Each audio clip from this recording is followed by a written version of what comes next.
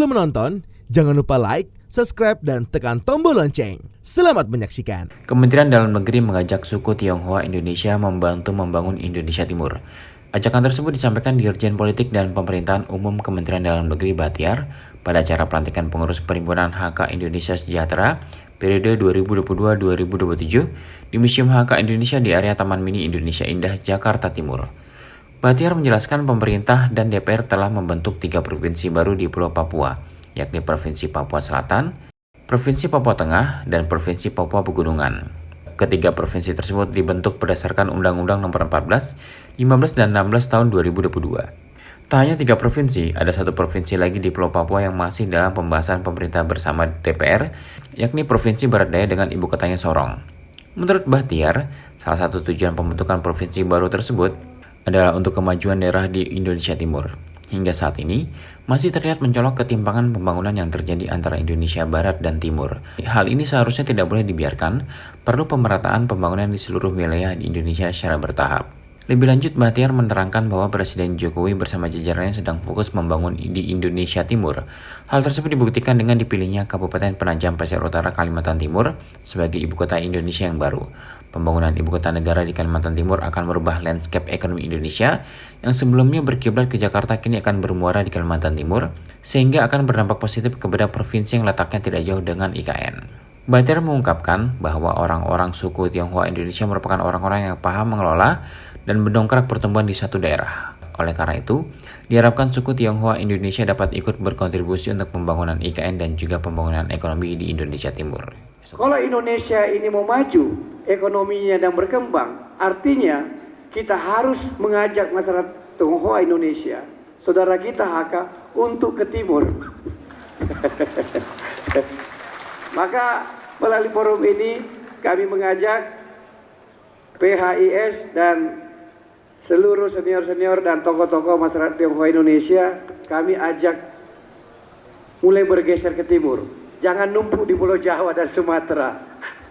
Apalagi juga Bapak Presiden sudah menetapkan ibu kota negara yang baru, dan pemerintah juga sudah menetapkan ibu kota negara baru. Kita adalah ibu kota Nusantara di Kalimantan Timur. Ini juga tentu landscape ekonomi Indonesia akan berubah ke depan. Kalau dulu kita dari Aceh, harus hari ini dari Aceh kita harus ke Jakarta baru ke Samarinda atau Balikpapan. Besok ini ke depan 2-3 tahun ke depan, kemungkinan landscape kita itu sudah dari Aceh langsung ke Balikpapan. Dari Jayapura langsung kita ke Balikpapan. Dari Surabaya langsung ke Balikpapan. Dari Pontianak langsung kita Balikpapan. Dari Batam langsung kita Balikpapan. 3, 4, 5 tahun dan bahkan 10-20 tahun ke depan, jika konsisten ibu kota negara ini kita bangun, maka akan terjadi perubahan sosial ekonomi dan sosial politik Indonesia. Nah, oleh karenanya tentu Bapak Ibu semua yang mengerti tentang bagaimana mengelola ekonomi, mengelola negara, mengelola bangsa, dan mengelola masyarakat, landscape baru ini harus kita pikirkan bersama.